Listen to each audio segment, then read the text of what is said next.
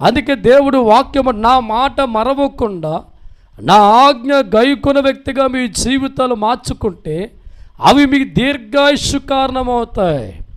అంత మాత్రమే కాదు, కానీ ఏ సంతోషమైతే జీవితకాలం అంతా నువ్వు కోరుకుంటున్నావు, ఏ ఆనందమైతే జీవితకాలం మీరు కోరుకుంటున్నారో, ఎప్పుడైతే దేవుడు మాట మరవకుండా దేవుడు ఆజ్ఞ గైకొన వ్యక్తిగా వెళ్ళిపోతూ ఉంటావో, దేవుడు హస్తాలు నీ కుటుంబానికి క్షేమాన్ని దయచేస్తే దేవుడు స్తోత్రం.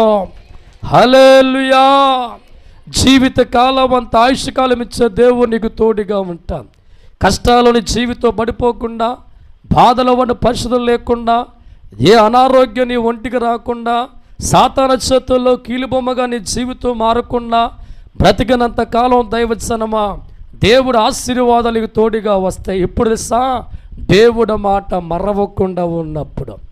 ఈ రోజులో దేవుడి వాక్యాన్ని పరిశీలించి మనిషిగా నువ్వు ఇల్లు కట్టుకోగలవు, ఒక కారును కొనుక్కోగలవు, ఒక వస్త్రం కొనుక్కోగలవు, ఏదైనా చేయగలవు. ఆయుష్కాలు అమ్మేవాడు ఎవడో, కొనుక్కునేవాడు ఎవడో. దేవుడి స్తోత్రం. ముల్లోకోలు ఎవడైనా ఆయుష్కాలు అమ్మేవాడు ఉన్నాడా? తీసుకురండి ఒకసారి. దేవుడి స్తోత్రం. దేవుడు ఒక్కడే మనిషి జీవితంలో ఆయుష్కాలు ఇవ్వగలిగిన సమర్థవంతుడు.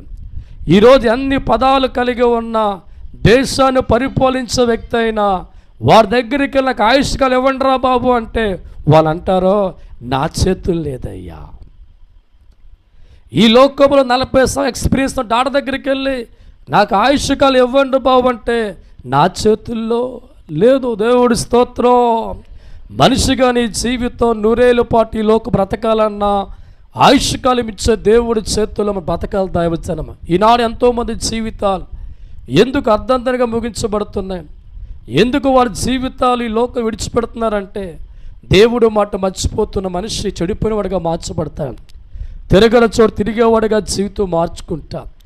ఏదైతే భగవంతుడు చెప్పాడో, నీ బ్రతుకు ఆవిరి వంట దేవుడు మాట్లాడుతున్నా ఆ మాట పెడచవును పెట్టకుండా, ఆయుష్కాలం ఇచ్చే దేవుడి చేతుల్లో జీవితాన్ని పెట్టుకోకుండా, దేవుడు మర్చిపోయే వ్యక్తులుగా మారి, దేవుడు ఆజ్ఞ పక్కన పెట్టే వ్యక్తులుగా మార్చుకొని, ఈ లోకంలో ఏదో సాధిద్దామని కళ్ళకంటూ కళ్ళతోనే ముగిసిపోయినవారు చాలామంది. దేవుడి స్తోత్రం.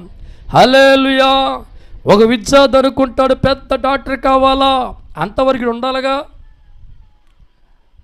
ఒక యజమాని కూడా చివరి వరకు నా భర్తతో ఉండాలా, అంతవరకు ఎవరు ఉంచాలి నిన్ను? ఆలోచించాయి.